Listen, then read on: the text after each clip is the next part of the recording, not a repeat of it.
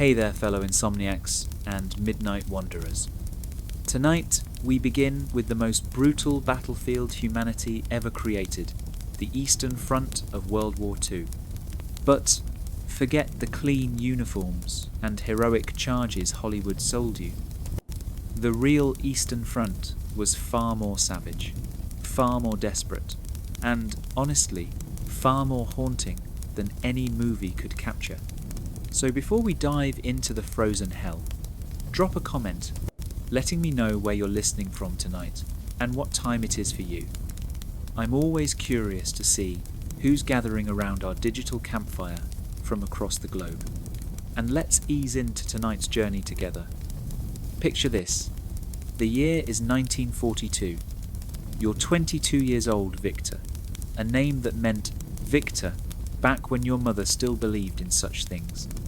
You wake up to darkness, not the comfortable darkness of your bedroom back home in Munich or Moscow, or some village whose name you can barely remember anymore. This is the darkness of 4:30 a.m. on the Eastern Front, where the sun won't bother showing up for another 3 hours, and when it does, it'll only remind you how utterly exposed you are. Your eyes crack open, frozen shut by the moisture from your own breath that crystallized on your face while you slept, or tried to sleep. Nobody really sleeps here. They just close their eyes and shiver violently for a few hours while their brain cycles through nightmares and frostbite warnings. The temperature is minus 35 degrees Celsius. That's minus 31 Fahrenheit for those keeping track, though honestly, after minus 20, the numbers stop mattering. All that matters is that your blood feels like slush pumping through veins that might as well be frozen pipes. You're lying in a hole you dug yesterday, or was it last week? Time blurs when every day is the same frozen nightmare. Your greatcoat, once grey or brown or whatever colour your army decided, looked most intimidating, is now just a stiff board of ice, mud, and other things you don't want to identify. It weighs about 40 pounds more than it should, and that's before you count the lice. Oh, the lice. They're the only living things that seem to thrive out here, throwing parties in every fold of fabric, while you slowly turn into a human icicle. There's no coffee percolating, no hot shower waiting, no Instagram to scroll through while you procrastinate getting up. There's just the bone-deep cold that makes you wonder if you'll ever feel warm again. The gnawing hunger that started as a complaint 3 weeks ago and has now become your constant companion. And the knowledge that, in about an hour, someone is going to start shooting at you. Again, you try to move your fingers. Bad idea. They feel like someone replaced them with frozen sausages that don't belong to you. Your joints creak like an old barn door in a horror movie. Except there's no audience, no popcorn, and definitely no happy ending. Just you, the cold, and about 3 million other poor souls scattered across a front line that stretches from the Baltic to the Black Sea. The man next to you hasn't moved in a while. You'd check if he's still breathing, but that would require moving, and moving would require acknowledging that, yes, you're actually here, actually doing this, actually living through what your grandfather only had nightmares about. Though to be fair, your grandfather's war had trenches, actual trenches, with wooden supports and drainage. You have a hole, a frozen hole that you share with rats, lice, and the growing certainty that whoever sold you on this adventure was either a sadist or a spectacular liar. Welcome to the Eastern Front, where Mother Nature and human nature competed to see who could be more cruel, and spoiler alert, they both won. Where you're about to discover that everything you thought you knew about survival was adorably naive. Where Hollywood's version of war meets reality and gets beaten to death with a shovel in a snowbank. You haven't even gotten out of bed yet, and already you're having the worst day of your life. Which is saying something, because yesterday you watched your best friend freeze to death while trying to take a dump. That's right. On the Eastern Front, Even basic bodily functions could kill you. No death with dignity here, just death with your pants around your ankles and icicles hanging from places icicles should never hang. The Eastern Front wasn't just a military campaign, it was an endurance test designed by someone who clearly hated humanity. It was where civilization went to die, where the 20th century showed its true face, and where millions of young men learned that there are worse things than death, like living through another day of this. So while you're lying there in your warm bed, probably with central heating and maybe a dog at your feet, let me paint you a picture of what your day would look like if you'd been unlucky enough to be drafted into either the Wehrmacht or the Red Army during the most savage conflict in human history. Spoiler alert, you wouldn't last a week. Hell, you probably wouldn't last until lunch. But first, let's talk about how you got here, because nobody just wakes up on the Eastern Front. You get processed, shipped, and dumped here like human cargo, which is essentially what you are now. A resource, a number, a soon-to-be casualty statistic in someone's report. If you're German, maybe you bought into the whole living space thing. Lebensraum, they called it. Room to breathe, room to grow. What they didn't mention was that this room was currently occupied by people who had strong opinions about being evicted via bullet. What they really didn't mention was that this quick campaign would turn into a 4-year meat grinder that would chew up millions and spit out broken shells of men. If you're Soviet, well, you didn't have much choice. When the commissar shows up at your collective farm or factory and says you're now a soldier, you become a soldier. No questions. No complaints. Questions lead to accusations of defeatism. Complaints lead to bullets. Better to just grab your things, all 3 of them, and march toward whatever hell awaits.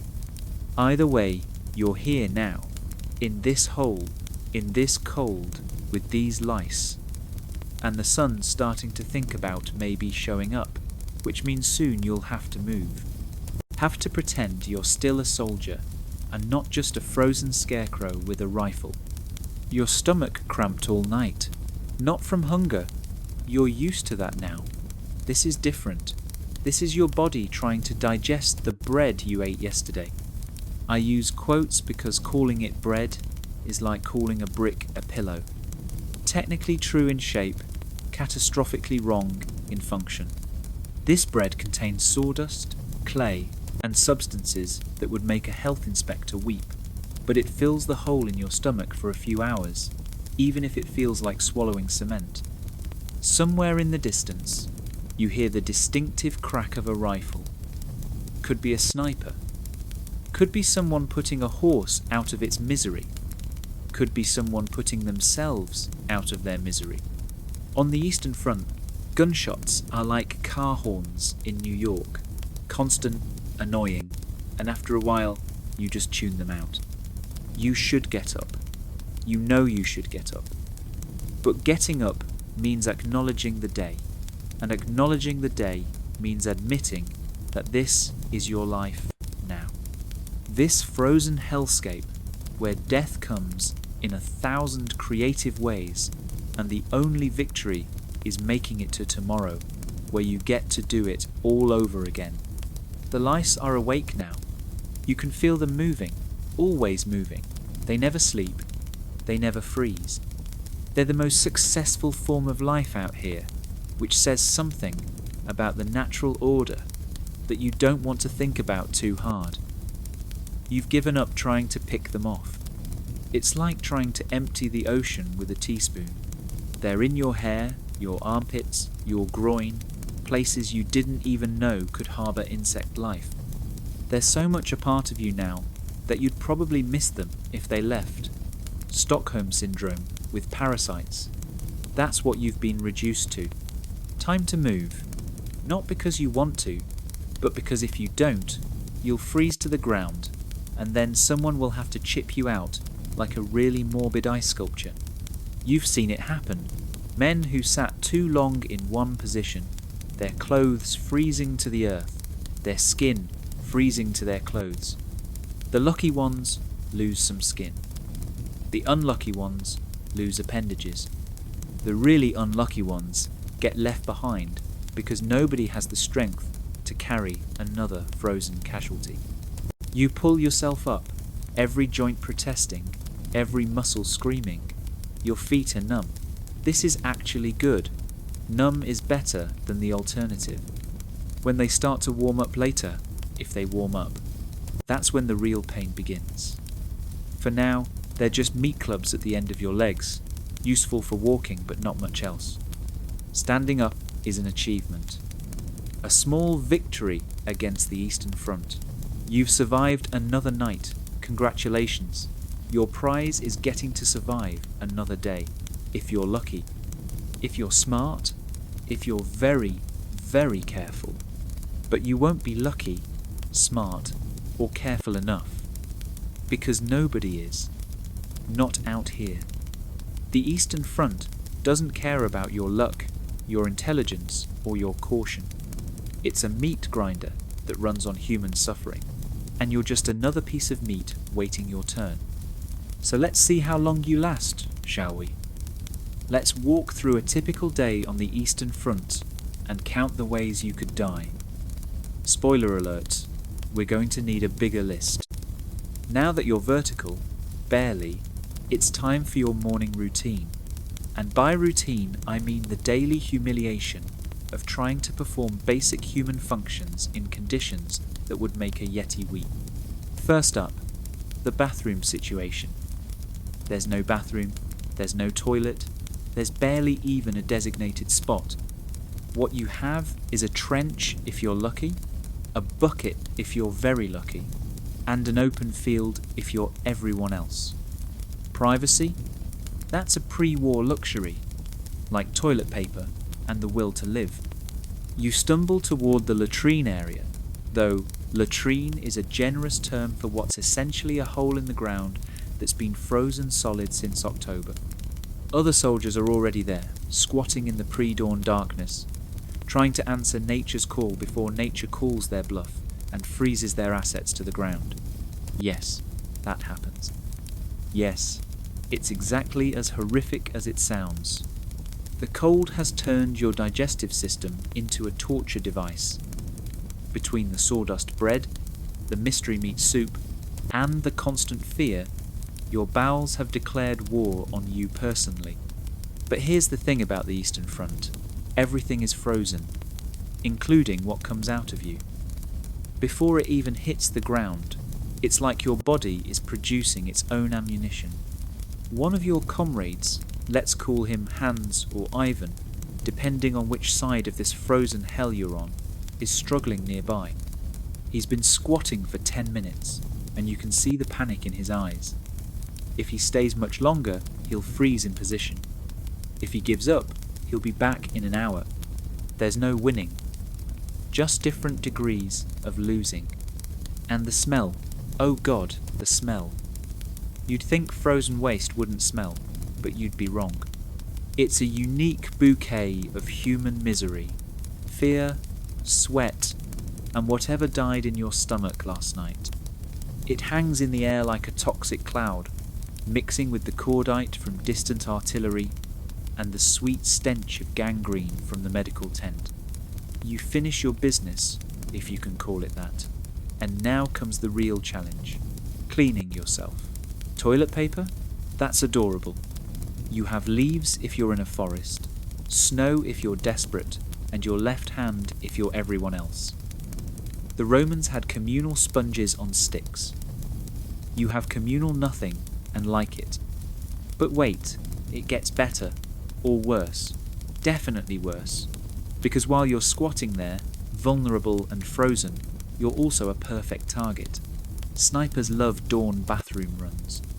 Nothing says easy kill like a man with his pants down, focused on other matters.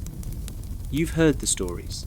Men shot mid-movement, found frozen in compromising positions, died as they lived, uncomfortably. You make it back to your hole alive and unfrozen, which counts as a victory. Now it's time for breakfast. I use that term loosely because what you're about to consume barely qualifies as food, let alone a meal. Your daily ration, if it arrived, and that's a big if, consists of 750 grams of bread, but really 500 because the supply sergeant has sticky fingers. 120 grams of meat, but really mystery protein that might be horse, might be worse. 75 grams of fat, but really congealed something that glistens disturbingly. 30 grams of sugar, but really, you haven't seen sugar since Berlin, Moscow. That's if you're German, and it's 1,941 by 1,942. Those numbers are fantasy. By 1,943, you're eating tree bark and calling it fibre. By 1,944, well, let's just say the horses start looking nervous when you walk by. If you're Soviet, it's not much better. Your breakfast is a piece of black bread that could double as a weapon, and some tea that's really just hot water with delusions of grandeur. If you're really lucky, there's some kasha, buckwheat porridge that tastes like wallpaper paste, but at least fills the hole in your stomach for an hour or two. But here's the really fun part: cooking. You can't just light a fire whenever you want. Smoke means artillery. Artillery means death. So you cook in shifts, quickly, desperately, knowing that every wisp of smoke is basically sending up a flare saying, "Shell me, please." You watch as your squad's designated cook, a man who once had dreams and ambitions, but now just has a ladle and a 1,000-yard stare, tries to make something edible from ingredients that would make a garbage disposal. Gag. He throws everything into a pot. The bread, the meat, some snow for water, and whatever else won't kill you immediately. The result is a grey slurry that looks like cement and tastes worse. Everyone gets a portion ladled into their mess tin. You eat it because the alternative is starving, and starving takes energy you don't have. You've learned to eat without tasting, swallow without chewing, survive without living. It's a skill set you never wanted, but now can't live without. While you're choking down breakfast, let's talk about your clothing situation, because dressed for success on the Eastern Front means something very different than it does in civilian life. If you're German in 1941, you're still wearing your summer uniform. That's right, summer, in Russia, in winter, because your high command, in their infinite wisdom, thought this would all be over by Christmas. Which Christmas, they didn't specify. You've stuffed every gap with newspaper, straw, and the torn-up letters from home that you can't bear to read anymore. Your boots, good German leather boots, are frozen solid. Your feet inside them are just frozen. The Soviets gave you winter clothing, but gave is a strong word, more like threw at you and hoped it fit. You're wearing a telegreka, padded jacket, that's been through at least 3 previous owners, judging by the bullet holes. Valenki, felt boots, that are warm but turn into sponges the moment they get wet. An ushanka fur hat. That's the only thing between you and brain freeze, literally. Mittens that make operating a rifle interesting in the "how many fingers will I have left" sense. Everything is lice infested. Everything smells like death. Everything is falling apart, held together by dirt, hope, and the kind of field repairs that would make a seamstress cry. But the real fashion statement on the Eastern Front: frostbite. It's everywhere. Black fingers, black toes, black patches of dead flesh that mark you as a veteran better than any medal. You've watched men lose extremities to the cold. Fingers snap off like icicles. Toes left behind in boots. noses that simply aren't there anymore. You check your own extremities obsessively. Still have 10 fingers? Good. 10 toes? Check them again at lunch.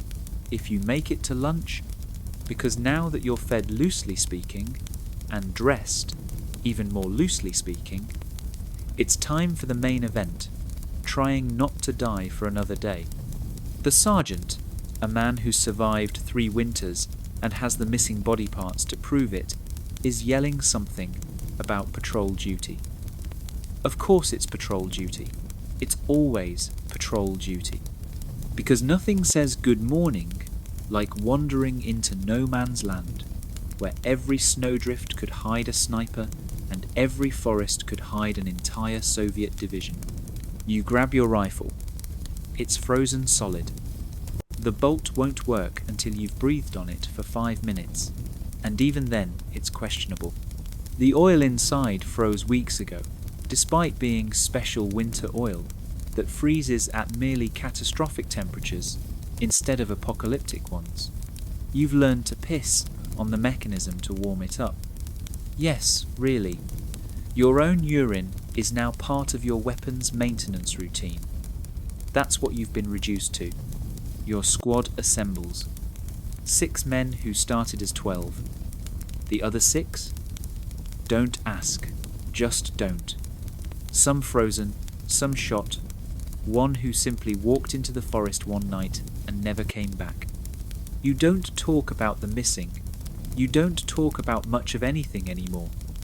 Words take energy, and energy is currency you can't afford to spend. You look at your squad mates and see mirrors of yourself. Hollow eyes sunk deep in skulls. Cheeks carved hollow by hunger. Beards frozen into ice sculptures. Everyone moves like old men, though the oldest among you is 25. The Eastern Front ages you in dog years. Every month is 7 months on your body, your mind, your soul. Time to move out, into the white hell that stretches endlessly in every direction, where death waits patiently behind every tree, in every shadow, in every breath of wind that cuts through your 16 layers of clothing like they're tissue paper. You take your first step outside the relative safety of your position. Your foot breaks through the snow crust and sinks to your knee. That's energy gone, energy you won't get back. Every step is a calculation. Is this worth the calories I'm burning? Is this worth the risk of exposure? Is this worth anything at all? But you keep walking because stopping means freezing, and freezing means joining the countless ice sculptures that used to be men, marking the trail like macabre breadcrumbs. You've learned to navigate by corpses. That cluster of 3 by the burned out tank. Turn left, the one hanging from the tree. You've gone too far. 20 minutes into the patrol, and already you can't feel your face.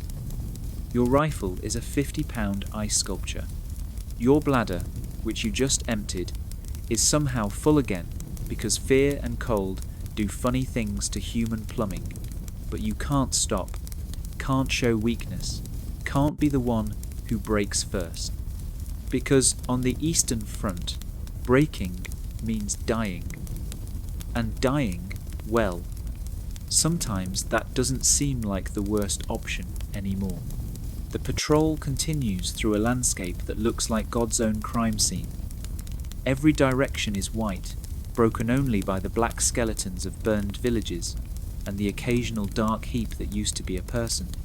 Or a horse. After a while, you stop checking which. Your squad moves in single file, stepping in each other's footprints to save energy. The man in front, let's call him Friedrich or Fyodor, suddenly stops. Hand up, everyone freezes. Not military freeze, Eastern Front freeze, where even your heartbeat sounds too loud. There, movement in the tree line. Could be enemy, could be wildlife, could be another patrol from your own side who forgot the password. On the Eastern Front, all 3 can kill you just as dead. You drop to one knee in the snow. The cold immediately starts seeping through your pants. adding another countdown timer to your collection. How long before the moisture freezes? How long before your knee joint locks up? How long before you can't run if you need to? False alarm. Just a crow pecking at something dark in the snow. You don't look too close at what it's eating. You've learned that ignorance isn't just bliss on the Eastern Front, it's sanity preservation. The patrol moves on. You're looking for enemy positions, but really, you're just trying to look busy enough that command thinks you're doing something useful. The actual intelligence gathering happens by accident, usually when someone stumbles into someone else and sudden, violent education occurs. Let's talk about combat on the Eastern Front. Not the Hollywood version with dramatic charges and stirring music. The real thing, where most deaths are stupid, sudden, and deeply unfair. First rule: you probably won't see who kills you. Snipers are everywhere. Soviet snipers, especially. They train them young, train them patient, train them to lie in snow for hours, waiting for some idiot to light a cigarette or stand up too straight. You've learned to move hunched, crab-like, never the same pattern twice. It makes you look ridiculous. It also makes you marginally less dead. Second rule: artillery doesn't care about your feelings. When you hear the whistle, you have maybe 3 seconds to find a hole, any hole, even if it's already occupied. Even if the current occupant has been dead since last Tuesday, you dive in, press yourself against frozen earth or frozen flesh, and pray to whatever God still listens to prayers from this place. The shells come in patterns. First the ranging shots, then the adjustment, then the for effect barrage that turns the landscape into a moonscape and men into memory. You learn to read the patterns like deadly poetry. Learn when to run, when to hide, when to just accept that this might be it. Third rule: the cold kills more than bullets. Your squad finds this out when you stumble across a German, Soviet position that's been quiet too long. Everyone's still at their posts, still holding their rifles, still wearing expressions of vigilance, also still frozen solid as statues. An entire squad turned into ice sculptures. One man frozen while eating, spoon halfway to his mouth. Another frozen while writing a letter, pencil still in hand. The paper probably says something like, "Dear Mother, the weather is," and then nothing, because the weather was. You search the bodies for anything useful. Ammunition, food, warm clothing. Yes, you're grave robbing. No, you don't care. Moral qualms are a luxury you can't afford. The dead don't need boots. You do. The arithmetic is that simple. One of your squad mates finds something useful, a small stove still with fuel. It's like finding treasure. Heat, actual heat. For maybe an hour, you can pretend you're human beings instead of walking icicles. But here's the thing about fire on the Eastern Front. It's a jealous mistress. Light it, and everyone wants to be your friend. Every frozen soldier in a 5-mile radius suddenly develops an urgent need to patrol exactly where you are, and that includes the enemy. So you huddle around this tiny flame, like cavemen discovering fire for the first time. Everyone takes turns holding their hands as close as they dare. Too close and you burn, too far and you freeze. The Eastern Front in microcosm. 2. All your choices are just different flavours of suffering. Someone produces a tin of meat from somewhere. It's frozen solid, naturally. Everything is frozen solid. You hack at it with bayonets, trying to get chunks small enough to thaw. The label is in a language none of you recognise. Could be German, could be Russian, could be from the last war for all you know. Doesn't matter. Calories are calories. While you're eating mystery meat and pretending your fingers aren't turning interesting colours, let's discuss the wildlife situation. Because yes, even the animals on the Eastern Front are trying to kill you. Wolves. The Eastern Front has wolves. Not the noble, misunderstood creatures from nature documentaries. These are wolves that have developed a taste for easy meat. They follow the armies, growing fat on the dead. Sometimes they don't wait for men to die. Sometimes they help the process along. You hear them at night, howling in the distance, getting closer. Your sergeant says they won't attack armed men. Your sergeant is a liar. You've seen what's left. After a wolf pack finds wounded soldiers, it's educational. In the way that makes you very, very careful about getting wounded. Then there are the rats. Oh God, the rats. They're everywhere. In your food stores, in your sleeping areas, in your clothes if you're not careful. They're the size of cats and twice as mean. They've been feeding on the dead for so long, they've lost all fear of the living. You wake up to find them gnawing on your boots. On your fingers if you're not careful. On your face if you're really not careful. But the worst creature on the Eastern Front? Other humans. Because when civilization breaks down, when survival becomes the only law, people become animals. Worse than animals. Animals kill for food. Humans kill for warmer boots. Your squad continues through a burned village. Every building is a blackened skeleton. Every well is poisoned. Every cellar might hide partisans or refugees, or just corpses. You don't check anymore. You've learned that some doors should stay closed. In one house, you find them. A family, frozen around their table. They tried to wait out the war in their cellar. The war won. Now they're a tableau of ordinary life made grotesque by death. The mother still holds a baby. The father still reaches for a rifle that won't help him now. The children. You don't look at the children. One of your squad mates starts to say something about giving them a burial. The sergeant shuts him down with a look. No energy for the dead, barely enough for the living. Keep moving. But the image stays with you. Joins the gallery of horrors that plays behind your eyelids when you try to sleep. The Eastern Front isn't just killing your body, it's murdering your soul one atrocity at a time. The patrol is almost over, just another mile back to your lines. Through the minefield, you hopefully remember the path through, past the sniper alleys where death waits patiently, around the frozen stream where last week's patrol got caught in an ambush and, well, the ice is red there now, has been for days, will be until spring. You're almost back when it happens, because it always happens when you're almost safe. When you've let your guard down just that fraction. When you're thinking about that mystery meat stew waiting back at camp instead of watching the tree line. The first shot cracks across the frozen air like a whip. Then the machine gun opens up and suddenly the snow around you is dancing with impacts. Everyone dives for cover. There is no cover.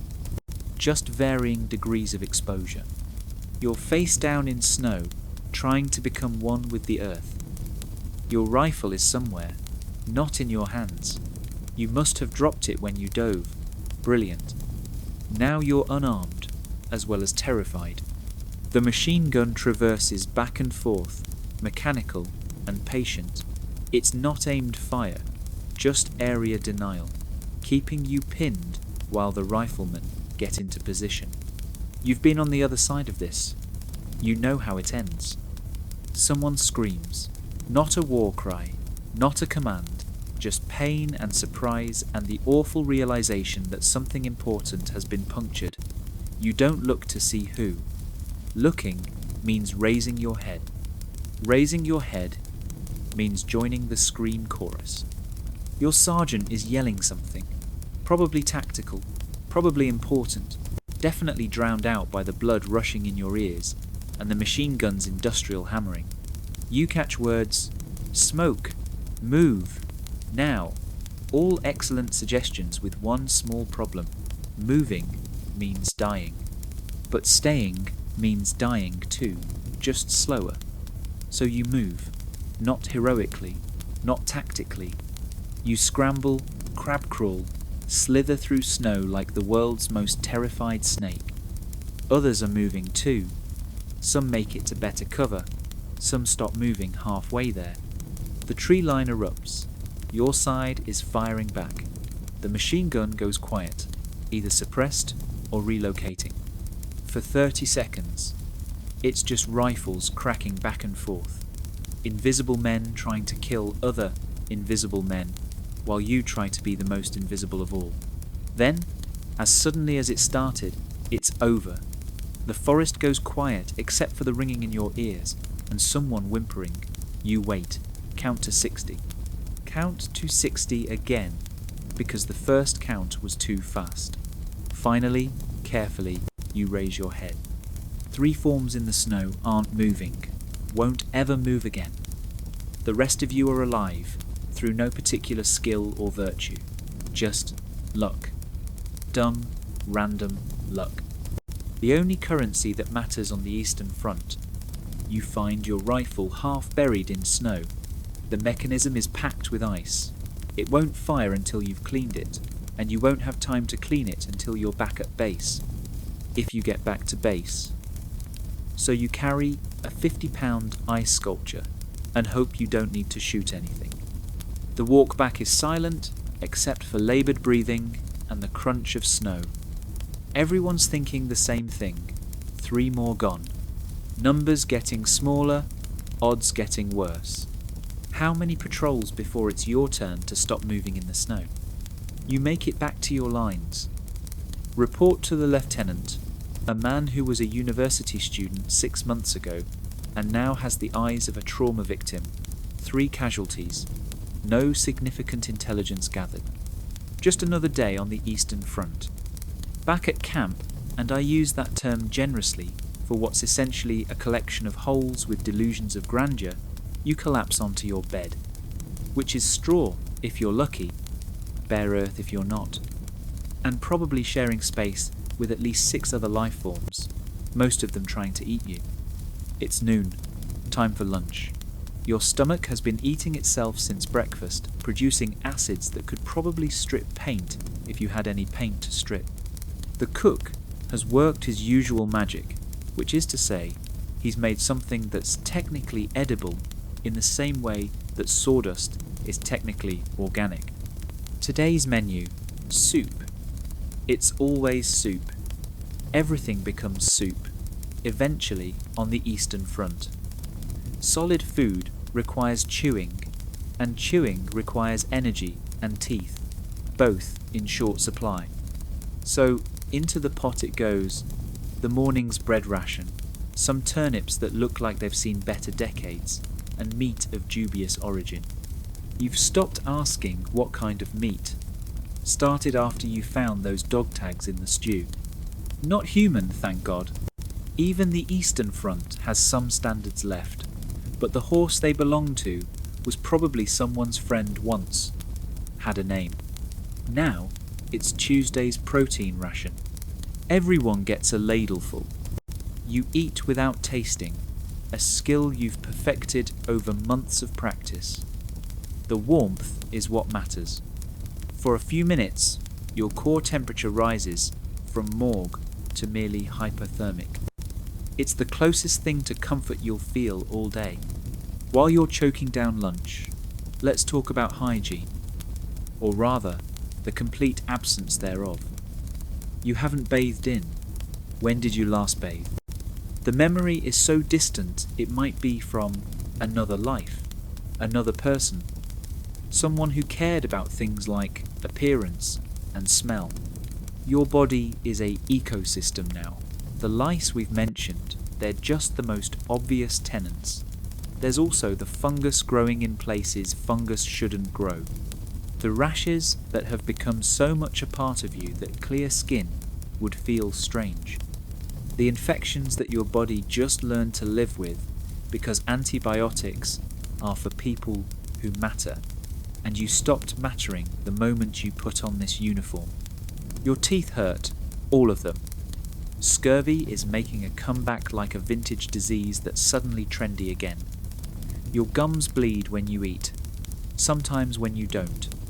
One of your molars is loose. You're saving it as an emergency food source. That's not a joke. That's Tuesday on the Eastern Front. You'd kill for a toothbrush. Literally. Men have killed for less out here. A pair of dry socks once started a fight that left 2 men dead and 3 wounded.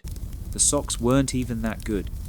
But on the Eastern Front, dry is a luxury worth dying for. Speaking of socks, let's examine your feet. Actually, let's not. What's happening inside your boots is between you, God, and whatever fungal civilization has set up shop down there. You haven't taken them off in weeks. Can't. They're frozen to your feet now. A permanent part of you until spring or amputation, whichever comes first. You know about trench foot from your grandfather's stories. This is worse. This is trench foot's meaner, colder cousin. Frostbite, mixed with rot, mixed with neglect. Your toes are various colours, none of them healthy. Some have no feeling. That's good. The ones that can still feel hurt, like someone's driving nails through them with every step. The medic, a butcher's apprentice before the war, who's learning surgery through trial and error, heavy on the error, takes a look during sick call. He shakes his head. Keep them dry, he says. You both laugh. It's not funny. Nothing is funny. But you laugh because the alternative is screaming. After lunch comes the afternoon work detail. Today, improving the defensive positions, which means digging in frozen ground. With tools that weren't designed for concrete, which is basically what Earth becomes at -30. You take your shovel, bent from overuse and possibly older than you are, and start chipping away at the ground. Each strike sends vibrations up your arms that make your teeth rattle. Progress is measured in inches, sometimes centimeters. Sometimes you just rearrange the same frozen dirt to look busy when officers pass by. The position you're improving is a joke. A shell scrape with pretensions. Won't stop a bullet, definitely won't stop a tank. But it's something to do, and doing something is better than thinking. Thinking is dangerous on the Eastern Front. Leads to questions like, why? And what's the point? And would anyone notice if I just walked into the forest? Next to you, a replacement is working, fresh from training. Still has all his fingers and most of his illusions. He's talking about home, about his girl, about what he'll do after the war. You don't tell him to shut up. Reality will do that soon enough. Give him a week. 2 if he's lucky. Then he'll be as dead inside as the rest of you. He asks about combat. Wants to know what it's like. You could tell him about the randomness of death. How the brave die just as fast as the cowards. How skill means nothing when artillery turns your position into the surface of the moon. How you can do everything right and still end up as frozen meat for the crows. Instead, you tell him to keep his head down and his mouth shut. It's the only advice that matters. The work continues. Dig, chip, scrape, rest, repeat. Your back screams. Your hands are claws around the shovel handle. But you keep going, because stopping means freezing, and freezing means, well, you've covered that. 3 hours in, someone finds something in the dirt, a helmet, then a skull. Then the rest of him, whoever he was, German or Russian, impossible to tell now. Just another previous tenant of this hole. You dig around him, no point moving him.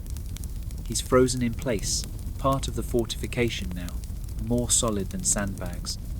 By late afternoon, you've managed to deepen the position by maybe 6 inches. At this rate, You'll have proper trenches by 1950 if any of you live that long. Which, statistically speaking, yeah, let's not do that math. The sun, that pale, useless thing that provides light but no warmth, is starting to sink. Temperature dropping from brutal to lethal. Time to wrap up the work detail before someone else becomes a permanent part of the defensive architecture. You trudge back to the main camp area, past the medical tent where screams leak out like steam from a kettle, past the field kitchen where tomorrow's mystery soup is already starting its journey from questionable to toxic, past the command bunker where officers pretend anyone still cares about strategy. Mail call. The two most beautiful and terrible words on the Eastern Front. Beautiful because it means connection to a world that still makes sense. Terrible because that world might as well be on another planet now. The mail truck, when it arrives, if it arrives, assuming it doesn't hit a mine or get strafed or just break down, brings letters that are weeks old, sometimes months. You could be reading words from dead people, often are. Can't wait to see you at Christmas, writes your mother. Which Christmas? What year? Time has no meaning here. Your name gets called. A miracle. A letter from. You can't read the return address. Your hands are shaking. Could be excitement. Could be hypothermia. Could be both. You stuff it in your pocket. Can't read it here. Too public. Too dangerous. Hope is a weakness on the Eastern Front, and weakness gets you killed. Back in your hole, you carefully open the letter. The paper is from another world. Clean, crisp. Doesn't smell like death. Your sister's handwriting. She's talking about rationing, about air raids, about how hard things are at home. You almost laugh, almost cry. Can't decide which, so you do neither. She mentions your brother. Still in school, still thinks war is an adventure. You hope he never finds out how wrong he is. Hope the war ends before he's old enough to join this meat grinder. Hope is dangerous, but you can't help it. Not when it comes to family. You read the letter 6 times, memorize every word, then use it to start a fire. Can't keep it. Sentimentality is weight you can't carry. But for a moment, just a moment, you remember who you used to be. Remember that somewhere, people still live in houses, still complain about normal things, still believe the future exists. Dinner time. Same as lunch, but colder. The cook has outdone himself. The soup now has the consistency of paste and the flavour of despair. But it's calories, and calories mean another day of not dying. You eat your share and eye everyone else's, wondering who looks weak enough to rob, but not so weak. They'll die before you can steal their rations. That's what you've become, a predator. Calculating odds, measuring weakness, always looking for an advantage. 6 months ago, you would have been horrified. Now it's just survival instinct. The Eastern Front strips away everything unnecessary, and apparently, your conscience was unnecessary. After dinner, there's time to kill before sleep. Some men write letters they'll never send. Some play cards with a deck so worn you can barely tell the suits. Some just stare at nothing. Minds gone to wherever minds go, when reality becomes unbearable. You maintain your equipment, clean your rifle for the 100th time. Try to scrape some of the ice off your boots. Check your ammunition, count your grenades, inventory your possessions. It takes 5 minutes. You own nothing that won't help you kill or avoid being killed. Someone has a harmonica. Starts playing something that might have been a song once. Now it's just notes in the darkness.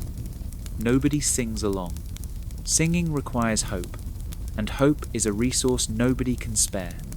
But you listen. Let the music remind you that beauty existed once.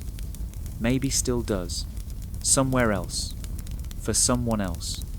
Night falls on the Eastern Front like a hammer. No gentle twilight here, just brutal darkness that drops the temperature another 20 degrees and turns an already hostile world into something from a nightmare. Time for guard duty, because nothing says sweet dreams like standing in a frozen hole for 4 hours, waiting for death to come visiting. You lost the lottery tonight. First watch. The killer shift when you're tired, but not tired enough to hallucinate. Yet, you wrap yourself in every piece of cloth you own. Coat, blanket, someone else's coat you found last week. Doesn't matter. The cold cuts through layers like they're wishful thinking. Within minutes, you can't feel your feet. Within an hour, you're not sure you still have feet. The darkness is absolute. Cloud cover blocks the stars. No moon, just black on black, with darker black where the forest starts. Your eyes strain until they water, then the tears freeze on your cheeks like tiny razors. Every shadow could be an enemy. Every sound could be your last. The rules of Night Watch are simple. Stay alert. Stay alive. Don't shoot your own people. Easier said than done when exhaustion makes your eyelids weigh 50 pounds each, and every moving thing looks like a threat. You've heard the stories. Nervous sentries shooting at shadows. Entire units opening fire on each other in the dark. Friendly fire isn't friendly on the Eastern Front. It's just another way to die. You're paired with Wilhelm. Or maybe it's Vladimir. After a while, all faces look the same, hollow, haunted, and halfway to dead. He's been here 8 months. Might as well be 8 years by the look of him. Doesn't talk much. Talking at night carries, and carrying voices attract attention, and attention attracts bullets. So you stand in silence, 2 frozen scarecrows pretending to be soldiers. Every 15 minutes, you stamp your feet to keep the blood moving. Quietly. Everything has to be quiet. Even dying should be done quietly on Night Watch. Then you hear it. Snow crunching, rhythmic, deliberate. Either someone's walking, or your mind has finally snapped and started providing its own entertainment. You nudge your watch partner. He's already heard it. His rifle comes up slowly, ice crackling as he moves. Halt! Password! Your partner challenges in a whisper that somehow carries threat despite its volume. Silence. Then more crunching. Closer now. This is the moment. The fraction of a second where you decide whether to shoot. Too early, and you might kill a friendly patrol that forgot the password. Too late, and you're dead. No pressure. Brandentor, comes the response. Wrong password. That was yesterday's. Or last week's.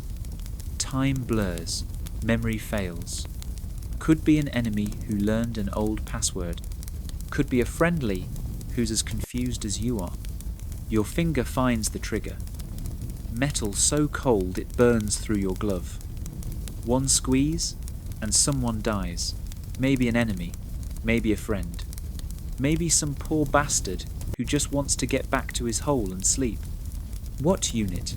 Your partner calls out, buying time.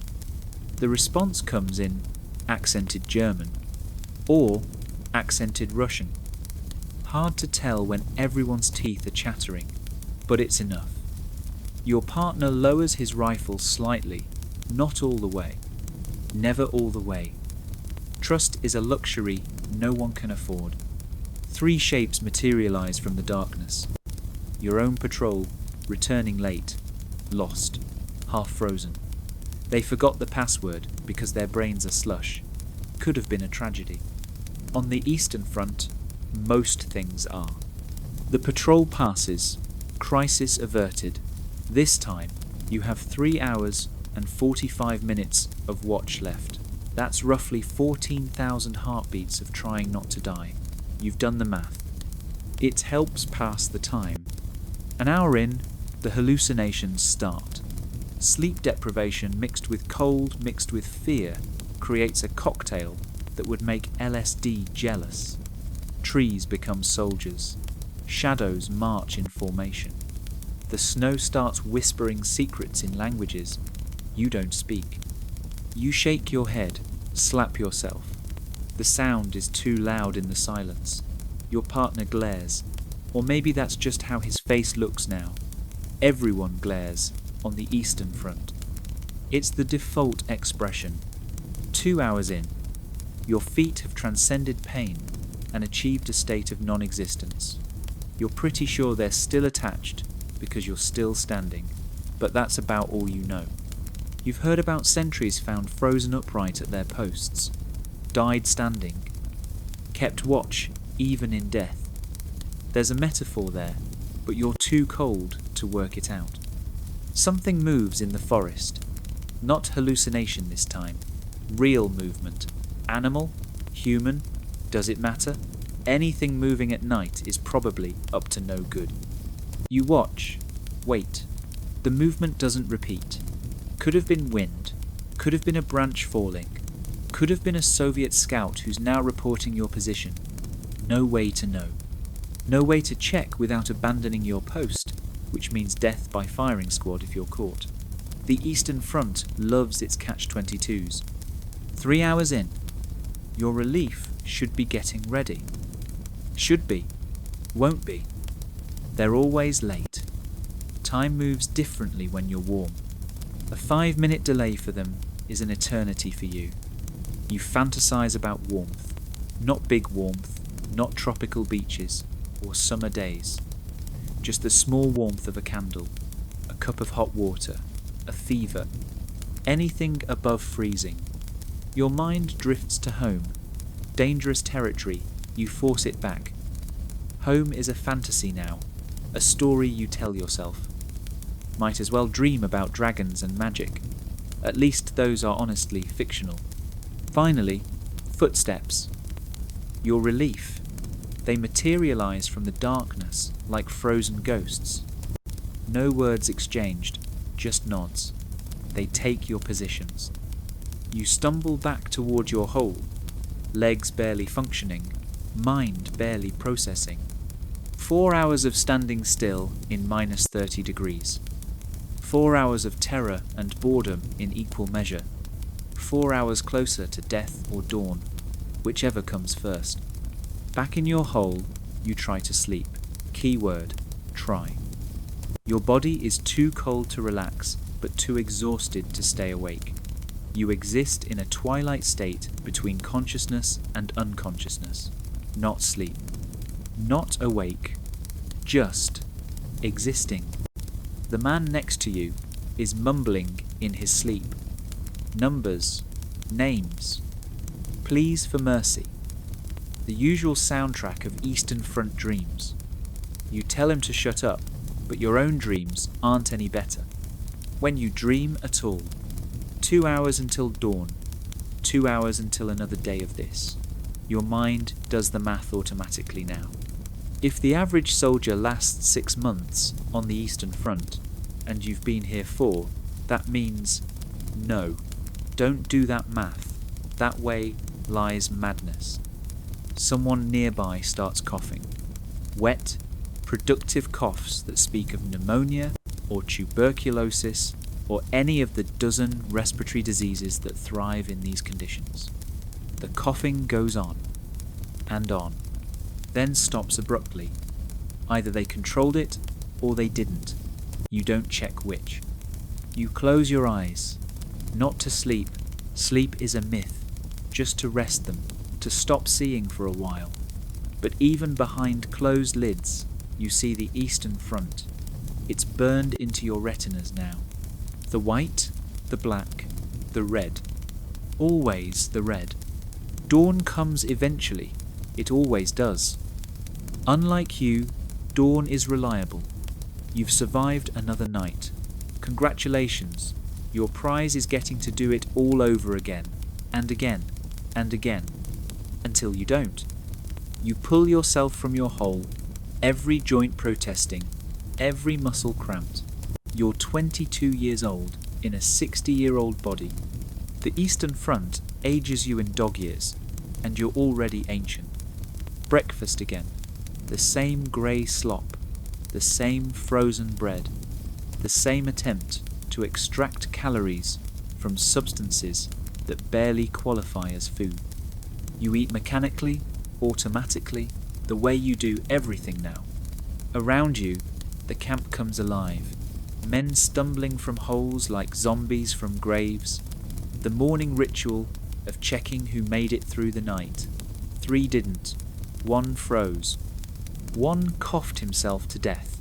1 just and stopped. Sometimes bodies give up even when minds haven't. Or maybe, especially, when minds haven't. The sergeant, a different one than yesterday's caught a sniper's attention, barks orders. Another patrol. Of course.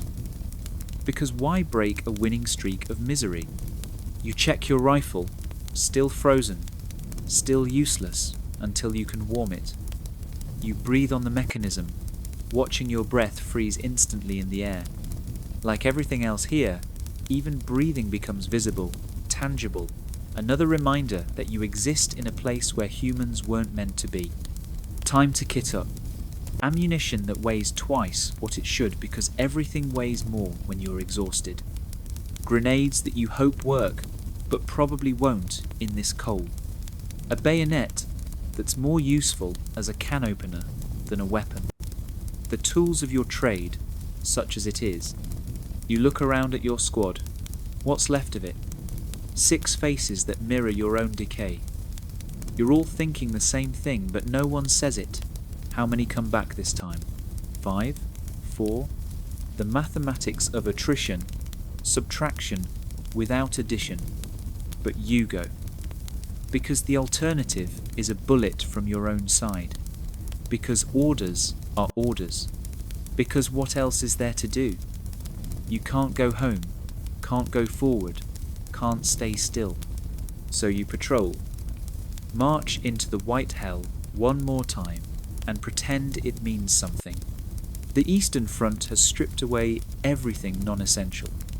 Pride, dignity, hope, humanity, all excess weight. What's left is pure survival instinct wrapped in a uniform that's more ice than fabric. You're not a soldier anymore. You're a biological machine designed to suffer and endure. Nothing more. Nothing less. And the truly horrifying part? You're getting good at it. Let's talk about what combat actually looks like on the Eastern Front. Not the heroic charges of propaganda posters. Not the tactical brilliance of military histories. The real thing. The stupid, random, terrifying lottery where death is the house, and the house always wins. Today's patrol leads you into a village. Was a village? Now it's a collection of chimneys standing like tombstones over ash and rubble. Both sides have been through here, multiple times. What the Germans didn't burn, the Soviets did. What the Soviets didn't destroy, the partisans finished. Now it's just a landmark in hell. Your squad spreads out, moving through the ruins like ghosts, haunting ghosts. Every pile of rubble could hide a sniper. Every cellar could contain partisans. Every shadow could be your last. You've learned to see death everywhere, because on the Eastern Front, it is everywhere. Then it happens. It always happens. One moment you're walking, the next the world explodes. Machine gun fire rips through your squad from a concealed position. No warning, no chance. Just instant. Violent education in the randomness of death. You hit the ground so hard you taste blood. Or maybe that's fear. Hard to tell the difference anymore. Snow and dirt spray around you as bullets seek flesh. Someone screaming.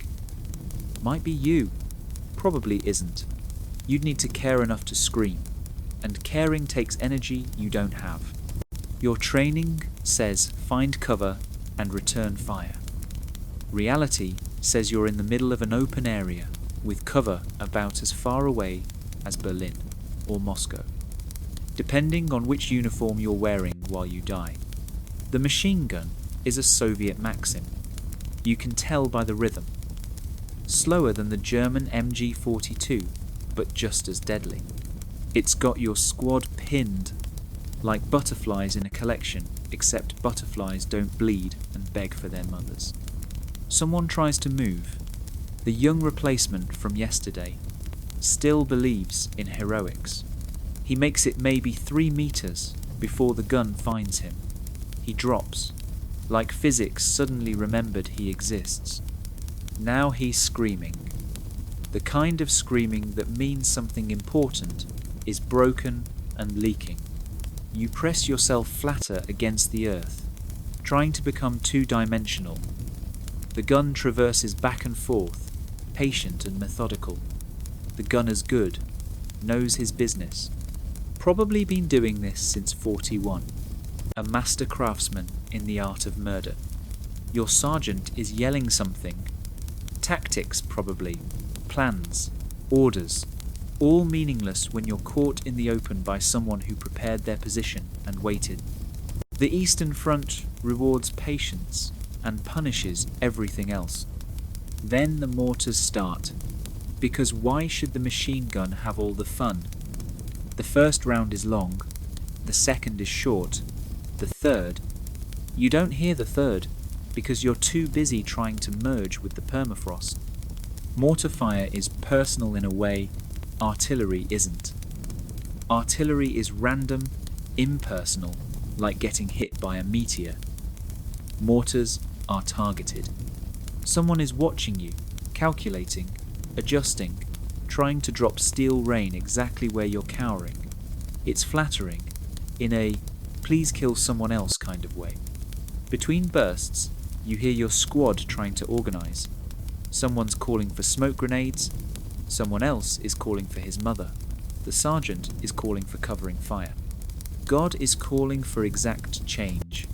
Wait, that might be the concussion talking. You roll left, just as a mortar round lands where you were.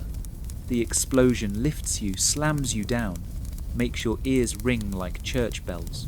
Dirt and snow, and something wet shower down. You don't check what the wet is. Some knowledge isn't worth having. Somehow, you're in a crater now, shell hole from some previous disagreement. It's not much, but it's better than nothing. You risk a look around. 3 of your squad are down and not moving. 2 are down and moving too much. 1 is missing, just gone. Mortars do that sometimes, turn people into physics problems. The machine gun is still chattering away. Disciplined bursts, conservation of ammunition. This isn't some amateur, this is someone who's made killing a science. You respect the craftsmanship, even as you hate the craftsman. Your rifle is full of dirt and snow, might fire, might explode. Only one way to find out. You aim in the general direction of the machine gun and squeeze. The rifle bucks, doesn't explode. Small victories. Return fire is picking up from your side. Someone got a machine gun working. The distinct rip of an MG-42 joins the conversation. 200 rounds per minute of German engineering trying to solve a Russian problem. But here's the thing about firefights on the Eastern Front. Ammunition is finite, and resupply is a fairy tale. You might have started with 200 rounds. After a 5-minute firefight, you're down to 50. Use them wisely, or don't. Dead men don't need ammunition. The Soviet gun goes quiet, relocating probably. Or maybe someone got lucky. You'll never know. Knowledge is another luxury the Eastern Front doesn't offer. Things happen, or they don't. People die, or they don't. Reasons are for people who matter. Move, move, move, the sergeant again. Still alive somehow, still believing orders mean something. You move because not moving means staying here, and here is where people are dying. You run, not heroically, not tactically. You run like a terrified animal because that's what you are now. Civilization is what happened to other people in other places. Here, there's just meat trying not to become dead meat. Bullets crack past. That supersonic snap that means someone almost got lucky. You zig. You zag. You trip over something that used to be someone and keep going because stopping means joining them. Finally, blessed rubble. Cover. Safety? Well, Eastern Front safety, which means you'll probably die from something else instead. You slide behind what might have been a wall once and try to remember how breathing works. Roll call. The sergeant is counting who made it. 4 out of 10. No, 5. Schmidt appears from somewhere, covered in blood that probably isn't his. Probably. The mathematics of your squad continue their inexorable subtraction. The wounded are making the sounds wounded make. Nothing Hollywood about it. Just animal noises from human throats. The replacement who tried to be a hero is still out there, still making noise. Getting quieter. Someone suggests going back for him. The sergeant shuts that down with a look. No heroes on the Eastern Front. Heroes are just casualties who haven't happened yet. The replacement learns this lesson the hard way. His education ends with a wet gurgle. Now what? You're pinned in a ruined village by an unknown number of enemies with unknown ammunition reserves and unknown reinforcements coming. Your squad is at half strength. Your ammunition is low. Your morale is a theoretical concept you read about once. The sergeant makes a decision. Retreat. Sorry, tactical withdrawal. Because retreating sounds like losing, and nobody's allowed to lose on the Eastern Front. You just advance in a different direction, backwards, quickly. But first, the wounded. 2 can walk, 1 can't. On the Eastern Front, can't walk means goodbye. No stretchers, no medics, no miraculous rescues. Just pragmatic arithmetic. He knows it. You know it. Everyone knows it. You leave him a grenade, one last friend. He nods his thanks. You'll hear it go off in about 5 minutes, or you won't. Either way, his war ends today. Lucky bastard. The withdrawal is a crawling, running, stumbling nightmare through ruins and snow, always snow.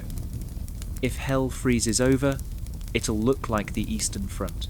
Satan will issue fur hats and frostbite. More fire from behind. They're following. Of course they're following. On the Eastern Front, nobody just lets you leave. Every metre of ground is paid for in blood. Sometimes buying. Sometimes selling. Always paying. You make it to the tree line. Relative safety. Time to count the cost. 5 effectives out of 10 who started. 50% casualty rate for a patrol that found nothing, achieved nothing, meant nothing, just another day at the office. But here's the real horror. You're getting used to it. The shaking stops faster now. The mental arithmetic of loss gets easier. 5 out of 10? Could be worse. Has been worse. Will be worse. You're becoming a connoisseur of suffering. Can differentiate between the scream of pain and the scream of death. Know the exact temperature at which diesel fuel freezes. Can estimate how long a wounded man has by the colour of his blood. Skills nobody wants, but everybody here needs. The march back to base is silent, except for laboured breathing and the crunch of snow. Everyone thinking the same thoughts. Who's next? When? How? The lottery continues, and everybody's ticket gets pulled eventually. Back at camp, you report to the lieutenant. 5 casualties, no intelligence gathered, territory neither gained nor lost. He writes it down like it matters. Files reports, nobody reads about battles. Nobody wins in a war. Nobody understands anymore. You're done. For today. Tomorrow brings another patrol, another village, another chance to subtract from your squad until the equation reaches zero. It's mathematics, really. Simple subtraction. The Eastern Front is just a giant accounting exercise, and you're the numbers being erased. You collapse in your hole, still alive, still technically human, still pretending tomorrow might be different, even though every tomorrow has been exactly the same. The Eastern Front doesn't do variety. It perfected misery and stuck with what works. Someone breaks out a bottle of something, vodka, schnapps, industrial solvent. Doesn't matter. It burns going down, and that's all that counts. For a moment, just a moment, you're warm. It's an illusion, but on the Eastern Front, illusions are all you have. Night falls. Temperature drops. Someone starts coughing. Someone else starts praying. The same sounds as every night, the soundtrack of the dam. You close your eyes and try not to think about tomorrow, or yesterday, or the fact that they're becoming indistinguishable. This is your life now, this frozen, violent, meaningless existence. You're not living, you're persisting, enduring, existing in the space between battles, between patrols, between the last breath and the next. And the worst part? You're good at it.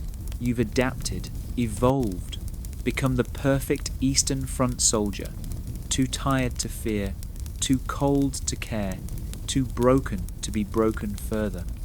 Tomorrow you'll do it again, and the day after, and the day after that, until you don't, until you're the one left with a grenade, until you're the red snow others march past, until you become another subtraction in someone else's equation. But tonight, you're alive. In this hole, in this hell, still breathing, still counting. Still pretending it means something. Week 3 of your Eastern Front education, and you've learnt things they never taught in basic training. Like how to spot which corpses have been looted already by the way they're positioned.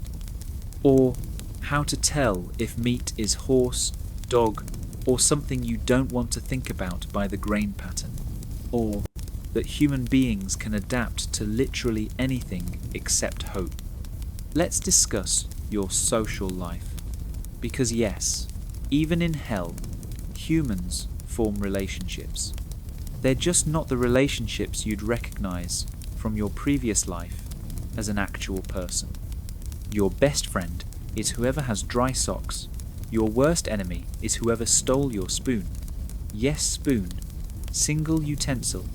Lose it and you're eating with your hands like an animal. Which is fitting, because that's essentially what you've become. Just an animal with a uniform and a talent for suffering.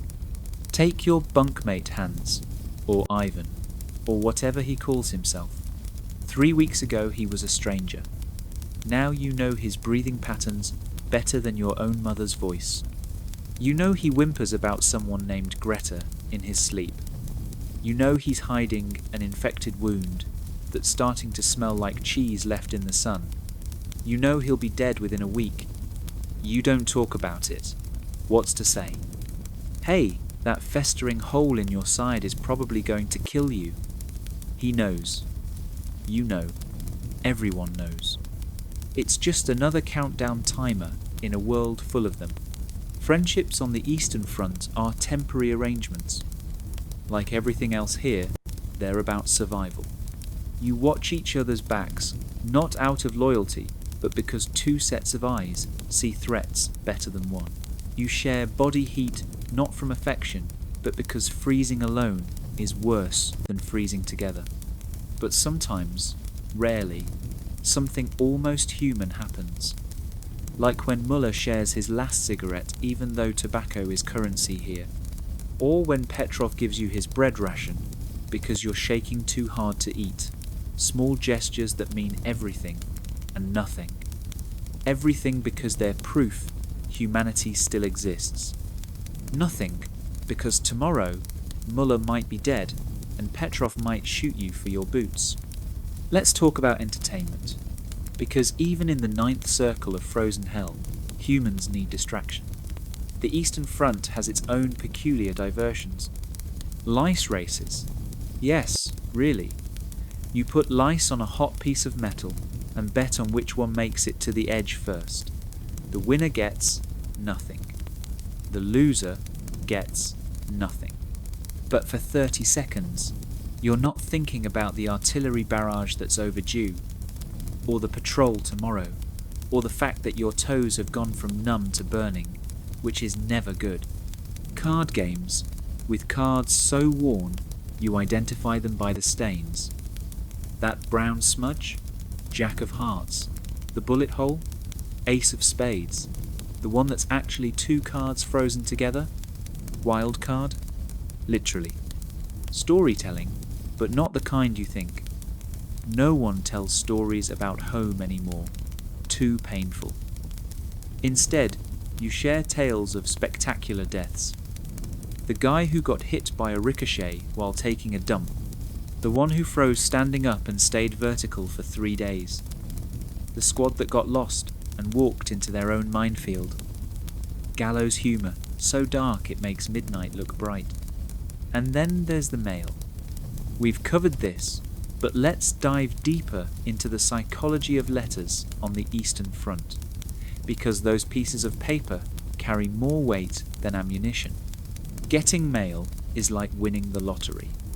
Not getting mail is confirmation that the universe has forgotten you exist. Which, to be fair, it probably has. You're a speck of suffering in a landscape of suffering. Why would anyone remember you? When letters arrive, men transform. Hard faces crack. Eyes that haven't shown emotion in months suddenly water. Hands that can field strip a rifle in darkness shake trying to open an envelope. The letters are always the same. We miss you. Come home safe. Little Hans took his first steps. Life continuing without you. A parallel universe where people worry about normal things like rent and recipes instead of whether that bump in the snow is a mine or just a frozen rat. You read between the lines for what's not said. Father's cough getting worse means he's dying. No mention of brother means he's been drafted. Food is adequate means they're starving. Everyone's lying to everyone, pretending things are better than they are. The Eastern Front's greatest export is fiction. Some men stop opening letters, can't handle the cognitive dissonance. Better to imagine family frozen in time than know they're moving on without you. Others read their letters until the paper disintegrates, clinging to words like life preservers in an ocean of white. But the worst are the letters that stop coming. No explanation. Just silence. Did they die in an air raid? Did they forget? Did they decide you're already dead, so why waste the postage? The not knowing is worse than bad news. At least bad news is information. Silence is just another form of cold. Speaking of cold, let's examine how it's changed you. Not just physically, though that's bad enough. The cold has colonized your mind. You think in terms of warmth now. Every decision filtered through the question, will this make me warmer or colder? You've developed a ranking system for cold. There's normal cold, where you can still feel your extremities. Serious cold, where you can't. Dangerous cold, where you stop shivering because your body's giving up. And Eastern Front cold, where death starts looking like a warm bath. You dream about warmth, not tropical beaches or summer days. Your dreams are more modest now. A working stove, dry socks. Soup that's actually hot instead of just less frozen than everything else. In your dreams, you're warm for 5 minutes. Then you wake up and the cold is waiting, patient as death. The cold has made you intimate with your body in ways you never wanted. You know exactly how each toe feels, which fingers still have sensation, where the frostbite is surface and where it's deep. You've become a connoisseur of your own decay. But here's the thing nobody tells you about extreme cold. It makes you stupid. Your brain slows, thoughts move like molasses. Simple decisions become complex calculations. Should I eat now or save it? Should I move to stay warm or conserve energy? Should I bother? That last question comes up more often now. Should I bother? Bother eating this sawdust bread? Bother cleaning my rifle? Bother waking up tomorrow? The cold makes everything optional except suffering. That's mandatory. Let's talk about what passes for medicine on the Eastern Front. Spoiler alert, it's not medicine. It's optimistic butchery performed by people who learned anatomy from livestock. The medical tent is where hope goes to die, staffed by medics who ran out of supplies in 41 and have been improvising with vodka and prayer ever since. The main treatment for everything is wait and see. Wait and see if you die. Wait and see if infection sets in. Wait and see if someone with better chances needs your spot. Frostbite? They'll saw off the black bits if you're lucky. If you're not, they'll wait until gangrene makes the decision for them. Gunshot wound? If the bullet went through, congratulations. If not, hope you like vodka because that's your anesthetic, while they dig around with tools that haven't been sterile since Berlin fell, or Moscow, or whenever your side started losing. The pharmacy consists of vodka, disinfectant, anesthetic, morale booster, currency, bandages, reused, so many times they're more bacteria than fabric. Morphine, mythical substance that allegedly existed once.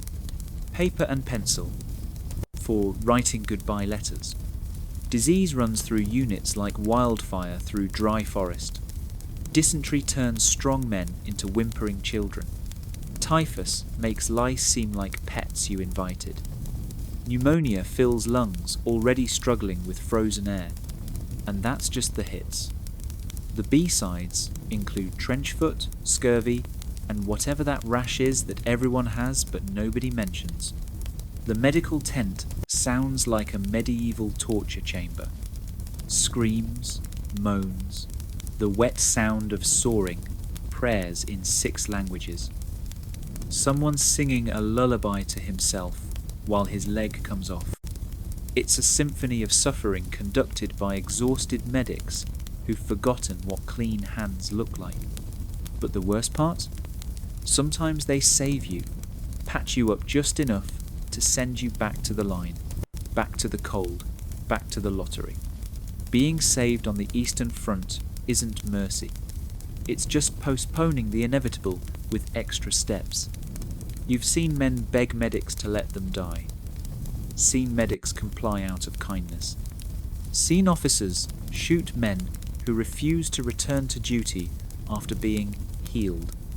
The Eastern Front has its own medical ethics, and they're all variations of suffering is mandatory, death is optional but recommended. Your turn comes eventually. Everyone's does. A piece of shrapnel here, a bullet there, frostbite everywhere. You lie on a stretcher that's more stained than fabric, while a medic who hasn't slept in 3 days decides if you're worth the effort. You are. Lucky you. He digs out the metal, pours vodka on the wound, wraps it in a bandage that's been on 6 other men, and pronounces you fit for duty. The whole operation takes 5 minutes. Recovery time, 0. The Eastern Front doesn't do convalescence. Back to your hole, back to your squad, back to pretending you're a soldier instead of a walking wounded waiting for the next piece of metal to find you. Your wound weeps through the bandage. By tomorrow it'll be infected. By next week you'll be back in the medical tent. Or you won't. 50-50 odds. The Eastern Front loves its coin flips. But tonight you're alive. Wounded, infected, and definitely dying, but alive. On the Eastern Front, that's practically thriving. You celebrate with an extra lice race and half a cigarette someone dropped. Living the dream, the frozen, infected, statistical certainty of death dream. Welcome to day whatever of your Eastern Front existence. You've stopped counting. Numbers are for people who believe in futures. Christmas on the Eastern Front. If there's a better example of irony dying in a snowbank, I haven't found it. But here you are, December 24th, pretending civilization still exists because the calendar says so. Someone found a tree, not a Christmas tree, just a tree that's still vertical, which is more than you can say for most things here. They've decorated it with spent shell casings and strips of cloth torn from uniforms. There's a star on top made from ration tins. It's the most beautiful and pathetic thing you've ever seen. The chaplain, one of the few officers nobody actively wants to shoot, holds a service. Catholics, Protestants, atheists, who've reconsidered, all packed into a bunker that smells like feet and fear. He reads from a Bible that's more tape than paper, talking about peace on earth, while artillery rumbles in the distance like God clearing his throat. Everyone sings, or tries to. Silent Night in 6 languages, none of them quite matching up. Some men cry, others just stare. One soldier mouths the words, but no sound comes out. His throat was damaged by gas 2 weeks ago. He sings anyway. On the Eastern Front, you take your miracles where you find them. The officers, in a fit of what passes for generosity, have authorized extra rations. Extra being relative. Your celebration feast consists of bread that's only slightly harder than ammunition, soup with actual identifiable vegetables, turnip counts as identifiable, mystery meat, that might be pork, narrator, it wasn't pork, a thimble of schnapps that burns like hope going down. Someone produces a harmonica and plays carols that sound like they're being filtered through despair. But you listen, close your eyes. For 30 seconds, you're not on the Eastern Front. You're home. There's a tree with real decorations, family, warmth, food that doesn't require a survival instinct to swallow. Then someone screams, "Sniper!" The spell breaks. Christmas is over. Back to the war. But for those 30 seconds, you remembered what you're supposedly fighting for. Not the grand ideologies or living space or whatever lie got you here, just the simple human things. Warm rooms, full stomachs, people who don't want to kill you, the basics. Let's talk about winter equipment, or, more accurately, the comedy of errors that passes for winter equipment on the Eastern Front. German High Command, in their infinite wisdom, sent you to Russia with kit designed for a stroll through Bavaria. Your boots have hobnails that conduct cold directly to your feet, like you're wearing ice cube trays. Your greatcoat is great at absorbing moisture and freezing solid. Your gloves are fingerless, which is handy because soon you will be too. So you improvise, steal, organize, in military speak. Russian felt boots appear on German feet. German watches appear on Russian wrists. It's the Eastern Front's version of cultural exchange, conducted at gunpoint. You've learned to layer everything. Newspaper between skin and uniform, straw in your boots, someone else's socks over your socks, a dead man's scarf around your face. You look like a scarecrow that raided a morgue, but you're marginally less frozen, and that's all that matters. The Soviets came better prepared, but better is relative. Their winter gear works until it gets wet, then it freezes. Then you're wearing ice armor that looks warm but isn't. Plus, Soviet supply lines are more theoretical than actual. That nice winter uniform doesn't help when it's still in a warehouse in Siberia. Everyone ends up looking the same anyway, wrapped in whatever they can find, moving like bears woken too early from hibernation. National uniforms become suggestions rather than rules. You identify friends by silhouette and gait rather than insignia. That shuffling figure could be anyone. Shoot first, check uniforms later. But here's the real joke. All this improvised gear makes you a bigger target. You're no longer a sleek soldier. You're a waddling pile of fabric that can barely bend at the waist. Running is a comedy routine. Diving for cover takes so long, snipers have time to adjust for wind. You've seen men choose between warmth and mobility. Warmth usually wins. Better to die comfortable than live cold. That's Eastern Front logic for you. Speaking of logic, let's examine what passes for strategy here.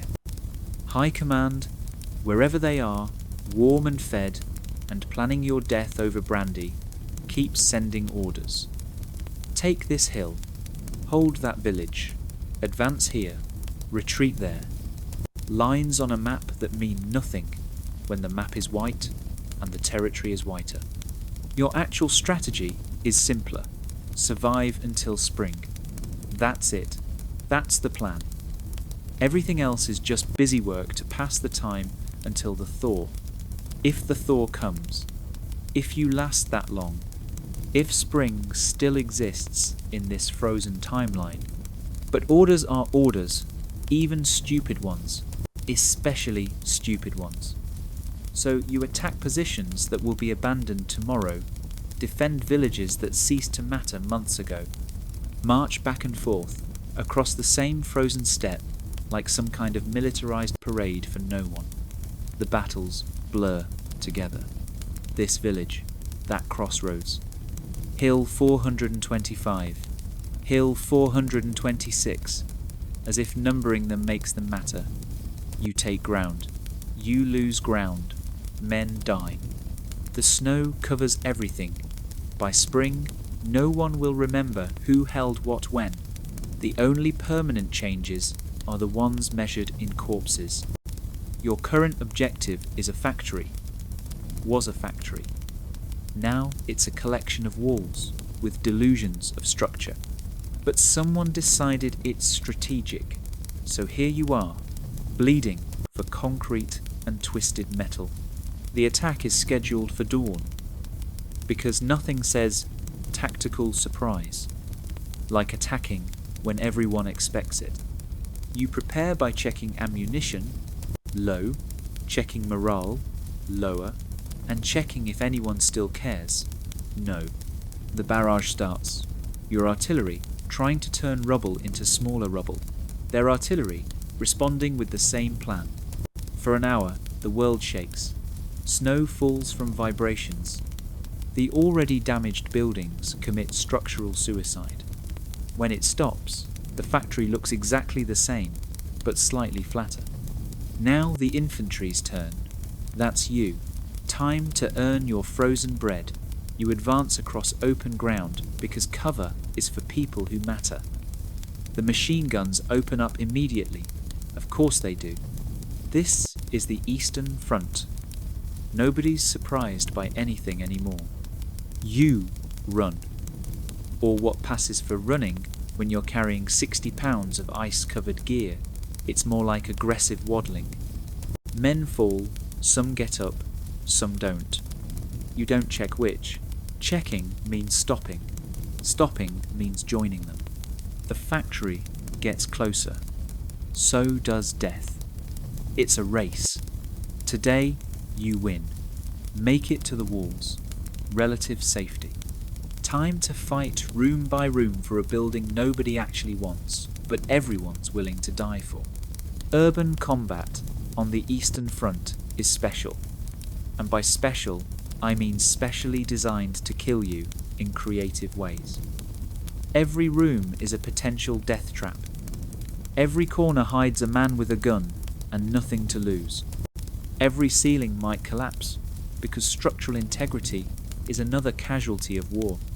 You clear rooms by the book. Grenade first, questions later. Except you're out of grenades. Have been since Tuesday. So you use the Eastern Front method. Throw a helmet, see if anyone shoots at it. Sophisticated tactics from the finest military minds of the generation. Room by room, floor by floor, like the world's deadliest cleanup crew, you find defenders who've been frozen at their posts for days, still aiming, still dangerous if you assume they're dead. On the Eastern Front, even corpses require caution. 3 hours later, the factory is yours. Congratulations, you've won nothing. A pile of concrete that provides no warmth, no food, no purpose except to die defending when the counterattack comes, which it will. Tomorrow, maybe tonight, definitely soon. You count the cost. Half your unit gone, dead, wounded or just missing. That's the Eastern Front's favourite category, missing. Not confirmed dead, not confirmed alive. Just. Not. Schrodinger's soldiers, existing in quantum uncertainty until spring thaw reveals the truth. But for now, you hold the factory, set up defensive positions in rooms with no roofs, post sentries at windows with no glass. Pretend this matters. Pretend anyone will remember this heroic action. Pretend you'll live to see spring. Night falls. Temperature with it. You huddle in groups, sharing body heat and lies about how this is all worth it. Someone finds wood. Actual burnable wood. A miracle. You light a fire, knowing the smoke will draw artillery, but not caring, because warmth trumps everything. For an hour, you're almost comfortable, almost human. Then the shelling starts. Because comfort isn't allowed on the Eastern Front. Hope is the enemy here, and the universe is vigilant about crushing it. You survive the night, barely. Dawn reveals 3 more frozen sentries who forgot the cardinal rule. Keep moving or become a monument. You chip them out of their positions, stack them with the others. By spring, this factory will be built on foundations of frozen flesh. The lieutenant, bless his delusional heart, talks about holding until relieved. Everyone nods. Everyone knows relief isn't coming. On the Eastern Front, you're not relieved. You're replaced. After you're dead. But you dig in, improve positions. Act like this, factory matters. Because what else is there to do? You can't go forward, can't go back, can't stay still. So you exist in limbo, waiting for the next attack, the next order, the next pointless objective in this pointless war. And somewhere, in a warm room far from here, someone's looking at a map, seeing your position, planning your next movement, never knowing that you're not soldiers anymore, you're ghosts, haunting a battlefield that's already forgotten you exist. The Eastern Front doesn't need to kill you. It's already erased you. You just haven't stopped moving yet. So here we are, the end of your Eastern Front education. Except there is no end on the Eastern Front. Just a slow fade to white.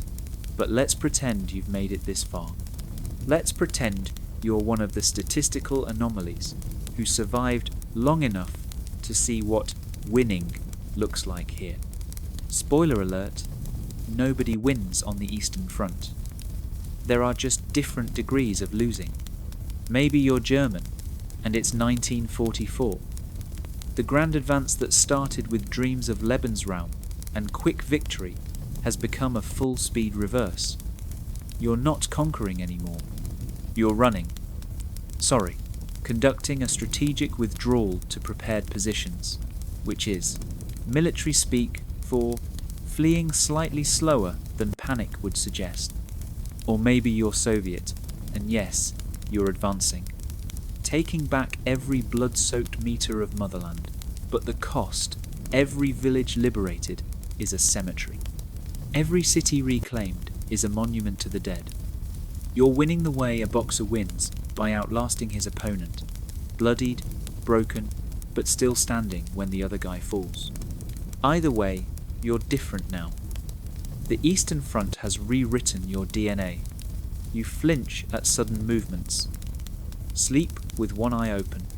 Can't eat without checking for escape routes. Your hands shake for no reason. Well, there are reasons. About 3 million of them, frozen across the steppe. Let's talk about what you've become. Because the person who stepped off that train months or years ago is dead. What's left is something else. Something the Eastern Front created. You've learned that humans can adapt to anything. Literally anything. Eating bark just needs salt. Sleeping standing up saves time. Using corpses for windbreaks, practical architecture. Your standards haven't just lowered, they've achieved depths marine biologists would find impressive. Your emotional range has simplified. You feel cold, default setting. Hungry, also default. Tired, permanently. Numb, emotionally and physically. A vague sense that you should feel more, but can't remember how. Love, hate, joy, those are words from another language. A dead language spoken by people who had the luxury of feelings. You're fluent in survival now. Every other vocabulary has atrophied. You've developed skills no human should have. Can diagnose frostbite by colour gradation. Predict weather by how your wounds ache. Judge distance by how long screaming takes to fade. You're a connoisseur of suffering, able to distinguish between the whimper of gut shot and the moan of lung shot by pitch alone. Your relationship with death has evolved from fear through acceptance to something like boredom. Death on the Eastern Front isn't dramatic, it's punctuation. A period at the end of a sentence that was going nowhere anyway. You've seen so many die in so many ways that it's lost its impact. Like a word repeated until it becomes meaningless. But here's the thing nobody talks about. Surviving might be worse, because now you have to go back to a world that thinks it understands because it read newspapers. Back to people who complain about rationing while you've forgotten what real food tastes like. Back to a life you can't fit into anymore, because the Eastern Front has carved pieces out of you that won't grow back. You'll sit in warm rooms and feel cold. Eat full meals and feel hungry. Sleep in soft beds and wake up screaming. The Eastern Front doesn't let go just because the shooting stopped. It's in you now. Part of you, the cold, the hunger, the death, they're permanent residents in your head. People will ask what it was like. You'll lie, not because you want to protect them, but because truth requires a shared vocabulary, and they don't speak Eastern Front. How do you explain that you once got excited about finding a potato, that you've eaten things that would make a vulture gag, that you've stepped over friends like furniture, because stopping to mourn was a luxury you couldn't afford? You can't, so you don't. You say it was cold, it was hard. You're glad it's over, all true, all lies. The truth is unspeakable, because speaking, it would mean admitting what you've become. And what you've become isn't fit for civilized company. But let's not get ahead of ourselves. You're still here, still on the Eastern Front, still got to make it through today. And today, like every day, is trying to kill you in new and creative ways. The spring thaw has started. You'd think that would be good news. You'd be wrong. The Eastern Front doesn't do good news. It does variations on themes of misery. The thaw turns everything to mud, not normal mud, Eastern Front mud. A special blend of earth, snowmelt, human waste, and liquefied corpses that creates a substance science hasn't properly classified. It's part liquid, part solid, all nightmare. You sink to your knees with every step. Vehicles disappear entirely. Horses, those few still alive, stand helplessly as the mud claims them like hungry quicksand. You've seen men drown in mud, drown on dry land, because the Eastern Front doesn't respect physics any more than it respects human life. The mud reveals things the snow kindly hid. Bodies, thousands of them, preserved by cold, now thawing into horror shows. The landscape blooms with corpses like the world's worst garden. The smell. There's no describing the smell. It coats everything. Gets in your clothes, your hair, your soul. Disease explodes. All those frozen bacteria wake up hungry. Typhus spreads like gossip. Dysentery becomes the new normal. Men who survived bullets and shells fall to microscopic enemies. It's almost funny. Almost.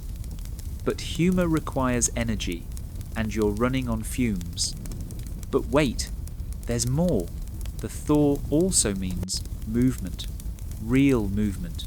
Not the frozen shuffle of winter, but actual military operations, which means the killing can resume at its proper pace.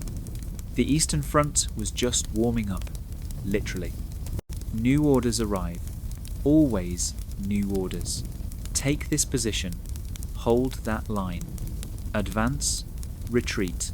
Dance the Eastern Front shuffle, where every step is backwards, and sideways and down. You follow them, because what else is there to do? Disobedience means a bullet. Obedience means a bullet. But obedience takes longer. Your unit, what's left of it, prepares for another glorious action. 6 men doing the job of 60. Equipment held together by wire and wishful thinking. Morale so low, it needs spelunking equipment to find. But you advance. Or retreat. Direction stopped mattering months ago. The enemy isn't even the enemy anymore. They're just other players in this game nobody wins. You've been shooting at each other so long it's become ritual rather than combat. They advance, you shoot. You advance, they shoot. Everyone dies a little. The Eastern Front wins. Sometimes you catch glimpses of them. The enemy. They look exactly like you. Hollow eyes, skeletal faces. Uniforms that are more patch than original fabric, moving with the same exhausted shuffle, fighting for reasons they've probably forgotten, just like you. There's a kinship in that shared misery. You're all citizens of the Eastern Front now. National identity is just the colour of your suffering. You want to kill them because orders. They want to kill you because orders. But really, you're all already dead. Just arguing about the details. A year ago, you believed in things. Country, cause, victory. Now you believe in nothing except the next meal, the next sleep, the next breath. The Eastern Front has stripped away everything unnecessary, and apparently, beliefs are unnecessary. You've become a nihilist by necessity. God? If he exists, he's got a sick sense of humour. Justice? That's just another word for artillery landing on the other guy. Purpose? Your purpose is to use up ammunition and ration supplies until you stop moving. Very efficient. But here's the cosmic joke. You keep going. Not from courage or duty or any noble reason. You keep going because stopping requires a decision, and decisions require thought. And thought is dangerous on the Eastern Front. So you exist on momentum. Newton's least favourite law. A soldier in motion stays in motion until acted upon by superior firepower. The days blur together like a fever dream painted in white and red. Monday might be Thursday. March might be June. 1943 might be 1940 forever. Time doesn't work right on the Eastern Front. It stretches and compresses like an accordion played by a drunk sadist. You age in dog years here. Every month adds 7 to your real age. You're 23 going on dead. Your body is held together by habit and hate. Hate for the cold, hate for the hunger, hate for the Eastern Front itself.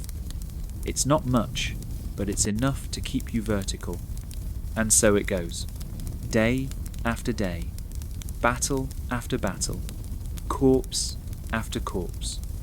The Eastern Front grinds on like a machine designed by someone who really, really hated humans. You're just a cog in that machine. A small, replaceable part that's wearing out fast. Will you survive? Statistically, no. The math is clear on that, but statistics are for people who think tomorrow matters. You've learned better. Tomorrow is a theory. Yesterday is a nightmare. There's only now, this moment, this breath, this heartbeat that stubbornly refuses to stop, despite overwhelming evidence that it should. You're not living on the Eastern Front, you're haunting it.